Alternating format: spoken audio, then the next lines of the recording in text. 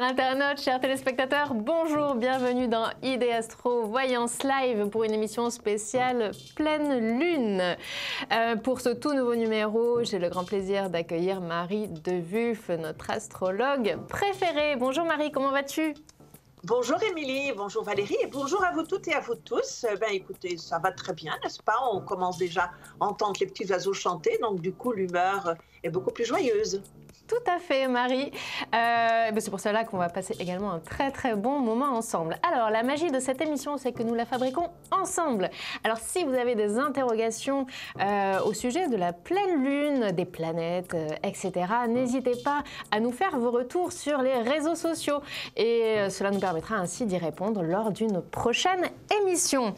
J'en profite pour vous rappeler qu'il est important d'aller liker nos pages Facebook et de partager à vos amis. Voilà, cela vous permet d'être tout simplement alerté des prochaines émissions.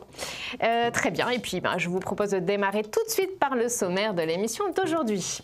Dans l'horoscope au télescope, nous découvrirons quelles sont les influences de cette pleine lune selon les signes du zodiaque. Puis nous ouvrirons notre dossier spécial Lune à la Une, consacré à la connaissance de la civilisation maya en astronomie. Enfin, dans la story du jour, Marie nous fera une démonstration de son talent d'astrologue avec un cas pratique, celui de Carla, une internaute qui a sollicité notre aide sur les réseaux sociaux. Voilà, et tout au long de l'année, Marie Devulf est également disponible en consultation privée pour effectuer votre thème astral ainsi que vos prévisions. Il vous suffit pour cela de composer le 01 75 75 40 42. Si vous ne nous avez jamais appelé, vous bénéficiez de l'offre découverte exceptionnelle de 10 minutes de consultation gratuite, puis 3 € la minute sur notre sélection de voyants. 01 75 75 40 42. Vous appelez à ce numéro au prix d'un appel local et un téléconseiller vous guidera dans votre choix avant la mise en relation avec votre voyant. Et je vous propose d'ouvrir tout de suite notre premier chapitre, l'horoscope au télescope dédié à cette nouvelle pleine lune. Alors Marie, que peux-tu nous en dire ? Alors, cette nouvelle pleine lune, eh bien, elle a cette particularité qu'elle amène le printemps. Donc, le premier temps, n'est-ce pas, elle arrive aux équinoxes. Donc, équinoxe veut dire que les jours et les nuits ont le même temps, donc à peu près 12 heures chacun. Mais cette nouvelle lune ici, elle a aussi cette particularité d'être juste sur la cuspide du signe du Bélier. Alors, qu'est-ce que c'est qu'une cuspide ? Eh bien, je vais prendre une petite image comme ça pour dire ce que c'est. Eh bien, techniquement, c'est le 30e degré du signe précédent et le 1er degré du signe qui suit. Donc, 30e degré Poisson, 1er degré Bélier. Et c'est un peu comme quand on est dans une pièce et qu'on veut passer dans l'autre pièce. Voyez-vous, on quitte une pièce, on est dans la porte et on met un pied dans la pièce suivante. Eh bien, ça, c'est la cuspide. Donc, c'est le soleil qui vient juste de mettre un pied dans le signe du Bélier, mais il a encore, bien évidemment, des particules qui traînent derrière lui par rapport au Poisson.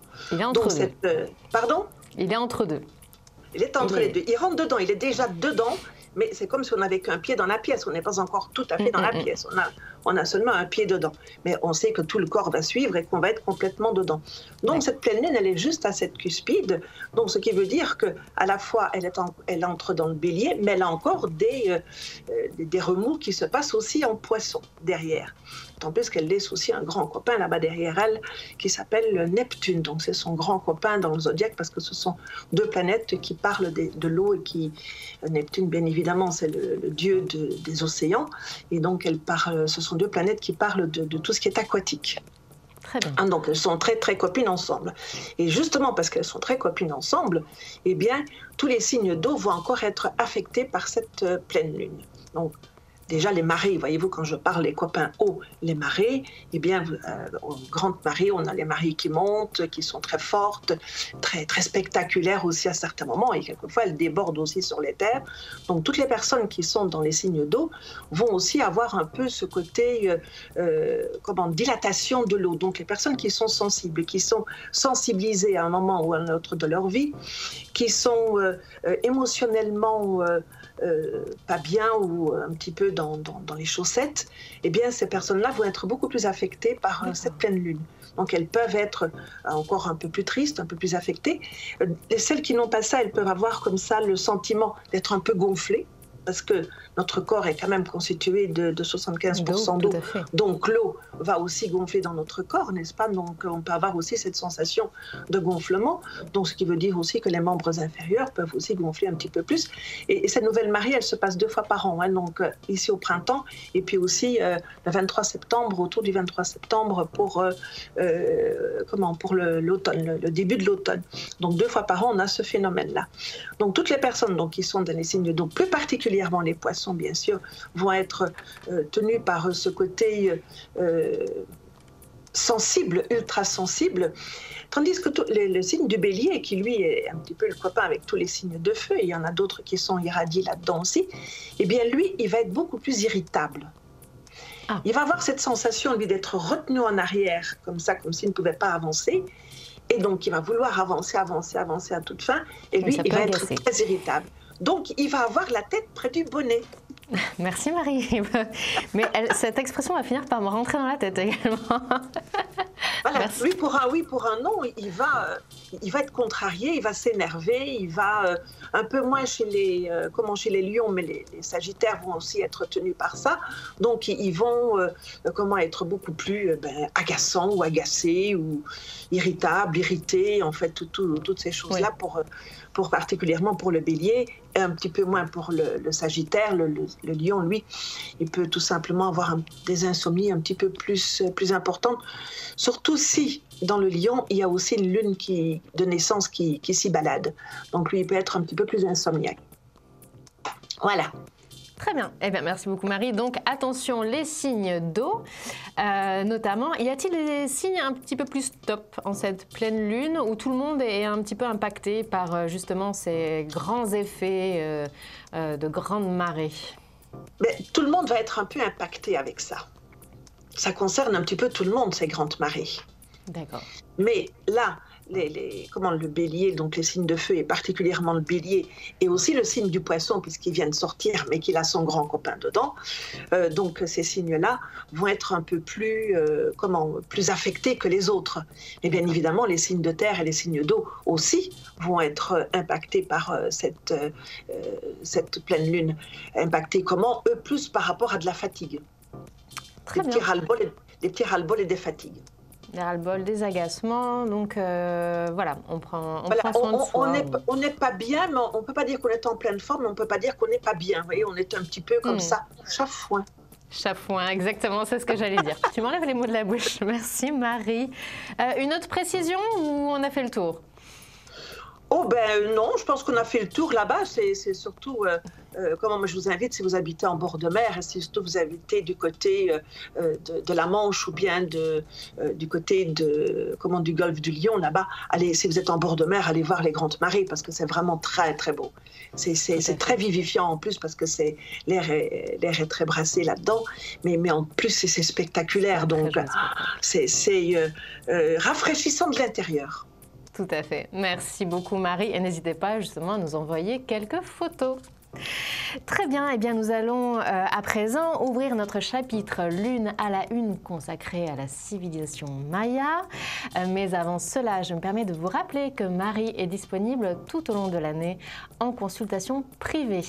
En effet, elle effectue votre thème ainsi que vos prévisions astrales. Il vous suffit pour cela de la consulter au 01 75 75 40 42. Si vous ne nous avez jamais appelé, vous bénéficiez de l'offre découverte exceptionnelle de 10 minutes de consultation gratuite, puis 3 € à la minute sur notre sélection de voyants. 01 75 75 40 42. Vous appelez à ce numéro au prix d'un appel local et un téléconseiller vous guidera dans votre choix avant la mise en relation avec votre voyant. Voilà, alors notre chapitre Lune à la une est aujourd'hui consacré à la connaissance du ciel par la civilisation Maya. Alors pour nous situer, nous sommes aux environs de l'an 2600 avant Jésus-Christ à peu près 1520 après Jésus-Christ. Géographiquement, nous sommes au Yucatan. C'est un territoire délimité aujourd'hui par le sud du Mexique, le Guatemala, le nord de Belize et l'ouest du Honduras. Alors, on sait que la civilisation maya était très avancée en termes sur les domaines de l'écriture, de l'art, de l'agriculture, des mathématiques, et ils étaient également d'excellents astronomes. Ils étaient notamment donc fascinés par la notion du temps, par la lune, par le soleil. Et c'est précisément ce dont nous allons parler aujourd'hui. En effet, donc, les Mayas étaient obsédés par cette notion de temps, tout simplement parce qu'ils voulaient le contrôler pour éviter toutes les mauvaises surprises. On imagine notamment en termes d'agriculture, que c'est très important de savoir où on en est dans la période de l'année, etc. Alors, on a pu observer, par exemple, sur certains sites archéologiques, que l'orientation des édifices est définie par rapport au soleil. Par exemple, à Huachactún, au Guatemala, on peut apercevoir donc 3 petits temples qui sont alignés selon un axe nord-sud. Et ces 3 petits temples doivent être observés depuis la pyramide principale. Et ainsi, au solstice d'été, le soleil se lève derrière le premier temple, au solstice d'hiver derrière le 3e temple, et aux équinoxes, il apparaît derrière le temple principal. C'est donc un très bon moyen pour savoir où on se situe dans le calendrier, et donc prévoir ainsi le temps un petit peu, et avoir cette impression de le contrôler et d'éviter toutes les mauvaises surprises. Autre trace de cette obsession du temps, on a pu également observer sur certains sites des sortes de puits de pierre, une sorte de tunnel à la verticale. Et en fait, quand le soleil est placé au zénith, il inonde la salle qui est en dessous de lumière, et on sait donc que le soleil est au zénith à ce moment-là de la journée. Voilà, donc c'est un petit peu une sorte de cadran solaire, on peut dire ça comme ça, en tous les cas, un bon moyen de mesurer le temps. Et plus incroyable encore, puisque les Mayas nous ont également légué 4 grands recueils appelés codex. Et donc ce sont des tables qui sont faites de la même manière. On y découvre des dates, des intervalles, et en reportant de colonne en colonne, en additionnant les dates et les intervalles, cela permet d'obtenir des prévisions astrale. Notamment, donc, si une éclipse est prévue à telle date, en calculant avec les intervalles, on est tout à fait capable de savoir à quelle date aura lieu la prochaine éclipse. Voilà, et c'est tout à fait impressionnant parce que la lunaison des Mayas, c'est-à-dire l'intervalle entre 2 nouvelles lunes, écoutez bien, durait 29,53086 jours, contre une valeur estimée aujourd'hui, grâce à tous nos appareils modernes, à 29,53059 jours, soit un léger écart au niveau du 4e chiffre après la virgule. Et moi, je trouve cela tout à fait fascinant. Qu'est-ce que tu en penses, Marie?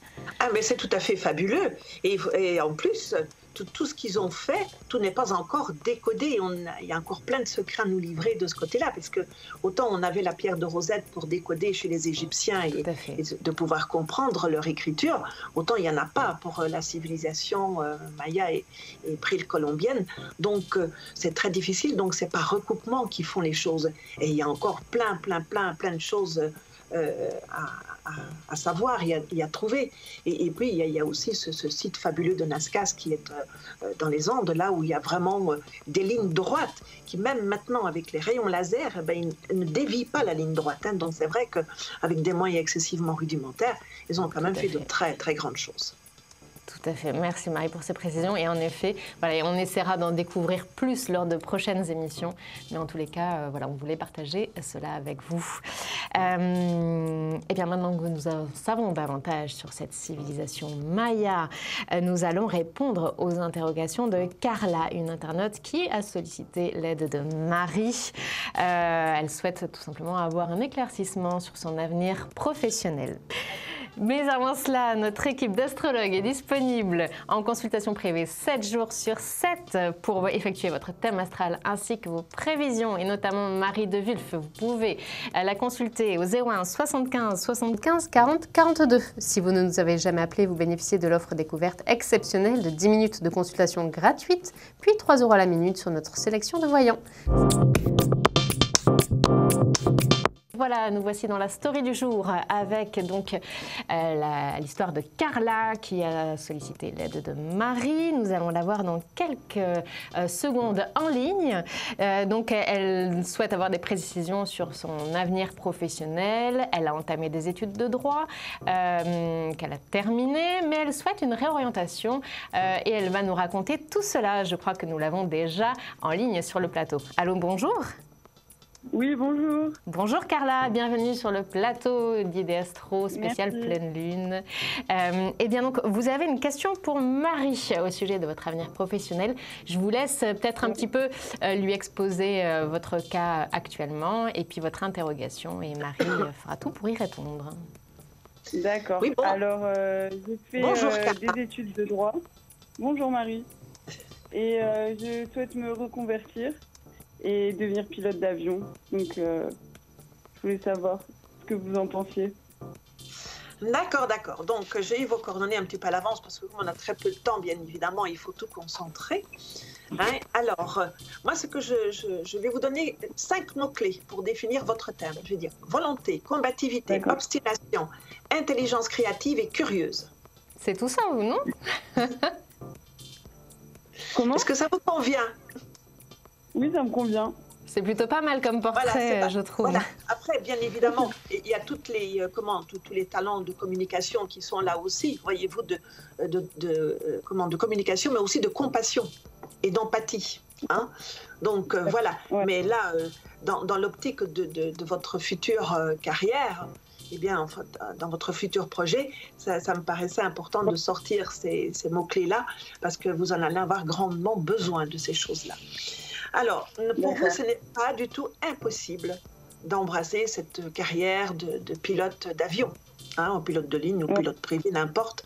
Hein, parce que d'abord, c'est vrai que vous êtes quelqu'un, donc je dis volonté, obstination, donc quand vous vous êtes mis un projet ou en tout cas une idée dans la tête, eh bien vous vous mettez en œuvre pour le faire et pour y accéder de toute façon.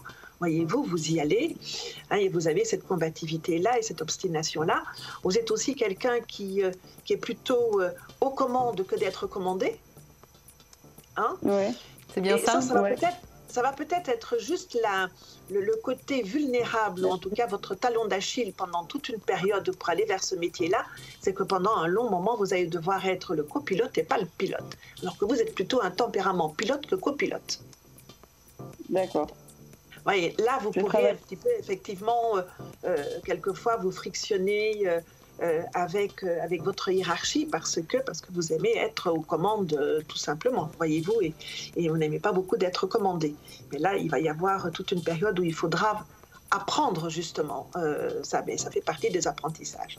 Donc, comme vous êtes très curieuse, vous savez, et que vous avez aussi un sens empathique, vous allez pouvoir, justement, gérer ces choses-là, mais de temps en temps, vous allez, ça va un petit peu vous peser, je vais prendre ce terme-là parce que tout le monde le comprend, hein, ça va vous peser parce que non seulement, comme je vous ai dit, vous êtes d'une intelligence créative, donc s'il y a des choses qui ne vont pas et que vous connaissez la solution pour que ça aille mieux, eh bien, à certains moments, il va falloir que vous gardiez vos idées pour ne pas empiéter sur la sensibilité des autres, alors que vous avez une réponse plus pertinente que d'autres peuvent apporter à des solutions, surtout quand il faut gérer les choses dans l'instantané, dans l'immédiat. Qualité qu'il faut aussi pour être pilote, parce que le pilote, il n'a quelquefois pas le temps de réfléchir plus de 15 secondes et demie pour pouvoir prendre une décision parce que, par rapport aux responsabilités qu'il a avec lui. Responsabilité, c'est aussi un mot-clé chez vous. Hein. Donc, non, vous pouvez le faire. Et si vous voulez le faire, vous avez là un laps de temps de 1 à 1 an et demi pour prendre cette nouvelle orientation. Est-ce que ça correspond à votre calendrier, Carla? Oui, c'est prévu dans l'année. Donc c'est plutôt une bonne période pour mettre. Voilà, parce qu'après les aspects planétaires, que je ne vais pas vous expliquer techniquement comme ça, les aspects planétaires ne seront plus tout à fait là. Donc pour vous, ce sera plus difficile de franchir le cap. Donc, ça risque de traîner, de vous agacer et puis de dire, bon, ben, de toute façon, là, c'est fichu foutu, je n'y vais plus. Voyez-vous, parce qu'à un moment donné, l'impatience est aussi quelque chose qui vous caractérise, n'est-ce pas? Non? Non. En tous les cas, c'est le bon moment pour se lancer. Vous aimez bien quand vous avez décidé quelque chose que tout soit rondement mené. Voyez-vous, s'il faut attendre trop longtemps pour faire les choses, vous pouvez effectivement à ce moment-là un petit peu réorienter. Mais en tout cas, là, vous avez 1 an à 1 an et demi pour prendre cette orientation-là. Est-ce que vous allez réussir cette orientation-là? Vu vos qualités intellectuelles qui se développent là et qu'on voit dans votre thème, il n'y a aucun souci pour vous de ce côté-là. D'accord. Vous voyez? Là, vous avez le bagage intellectuel pour le faire. Ok. Donc tu vois le succès au bout de cette formation, Marie, tu vois Carla. Oui, mais justement, c'est ce que je dis là. Avec son bagage intellectuel, elle le porte vers sa réussite, hein, vers l'aboutissement de son projet. Elle va aboutir sur son projet, oui. C'est super. Donc nous aurons bientôt l'occasion de vous retrouver à bord d'un vol, lors d'un voyage. Il y a juste une période où ce sera un peu plus délicat pour elle par rapport justement à je ne peux pas développer ce que je veux parce que on me met dans un cadre et ça quelquefois ça peut frictionner un petit peu. Pendant la formation. Ça. Ok. Pardon? C'est pendant la formation que ça frictionne? Oui, pendant la formation, l'apprentissage et après les stages et tout ça. Hein. Avant vous d'être aux manettes, il y aura des moments comme ça, oui. Parce que vous êtes pilote, quoi. Vous êtes comment vous prenez les choses en main. Vous aimez conduire plutôt que d'être conduite. Hein. Ouais. Voilà, un petit temps de formation, mais... mais ce sont les qualités requises hein, pour aller vers ce type de métier, de toute façon. Ok, bah, tant mieux. Voilà, Carla. Que des bonnes nouvelles, du coup. Et puis, on vous souhaite bonne chance dans vos études, dans cette formation. Voilà, il y aura forcément parfois des petits coups de mou, mais visiblement, vous avez tout ce qu'il faut pour réussir. Donc, on sera ravis en tous les cas. N'hésitez pas voilà, à nous tenir au courant. Ça nous fera toujours plaisir. Ça marche. Merci beaucoup. Merci, Carla. Au revoir. Très bonne journée à vous. Bonne chance, Carla. Merci, Marie. Au revoir. Voilà, alors c'était donc Carla, ma foi, qui a de très belles qualités comme personne et qui devrait tout droit la conduire justement tout droit dans le ciel aux commandes des avions. En tous les cas, c'est tout ce que nous pouvons lui souhaiter.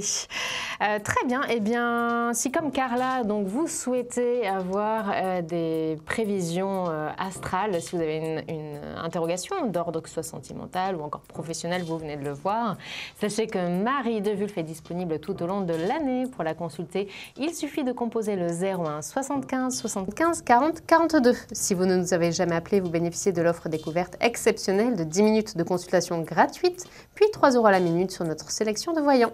01 75 75 40 42. Vous appelez à ce numéro au prix d'un appel local et un téléconseiller vous guidera dans votre choix avant la mise en relation avec votre voyant. Voilà, alors avant de nous dire au revoir, quelques petites choses. Tout d'abord, n'hésitez pas à aller liker nos pages sur les réseaux sociaux. Cela vous permet tout simplement de nous faire part de vos avis, suggestions pour les prochaines émissions et également d'être informé des prochains programmes. Voilà, et avant de nous quitter, je souhaitais donc vous donner des nouvelles de nos petites graines de coton envoyées par la mission chinoise sur la face cachée de la Lune. Alors, on en avait parlé lors de notre émission précédente. Alors, mauvaise nouvelle, donc après une dizaine de jours d'observation, les graines, en fait, n'ont pas survécu, tout simplement parce qu'il y a des conditions extrêmes et que, donc, arrivé à moins 50, il me semble, voilà, moins 50 degrés, voilà, le gel a eu le dernier mot. Voilà, un petit peu comme pour mon rosier cet hiver. Voilà, c'est parfait, hein. C'est pareil. Alors moi, je leur recommande chaleureusement de faire appel à tes conseils de jardinage en fonction du calendrier de la Lune pour la prochaine fois. Voilà. Mais sachant qu'il reste encore quelques graines là-haut, notamment, il me semble, de pommes de terre, colza, etc. Donc, nous verrons ce que cela peut donner pour la suite. Voilà, nous vous donnons également rendez-vous prochainement pour une nouvelle émission Pleine Lune qui aura lieu le 19 avril 2019. Mais avant cela, nous ne pouvions pas vous laisser sans vous faire part de cette découverte, une découverte un petit peu à retardement. En effet, donc d'après une étude publiée le 24 janvier dernier, des géologues pensent avoir découvert sur un échantillon de roche lunaire un petit morceau de terre. Oui, alors c'est tout à fait exceptionnel. Mais alors d'où vient ce petit morceau d'échantillon de Lune? Non pas du tout de la mission chinoise, mais d'un prélèvement qui a eu lieu il y a 50 ans lors de la mission Apollo 14. Conservé depuis donc 1971, les scientifiques se sont aperçus finalement que cette roche contenait un petit morceau un petit peu plus clair. Et ils ont eu la bonne idée d'analyser cet échantillon. Et alors, ils se sont rendus compte qu'il était formé de cristaux de minéraux tels que le quartz et le zircon.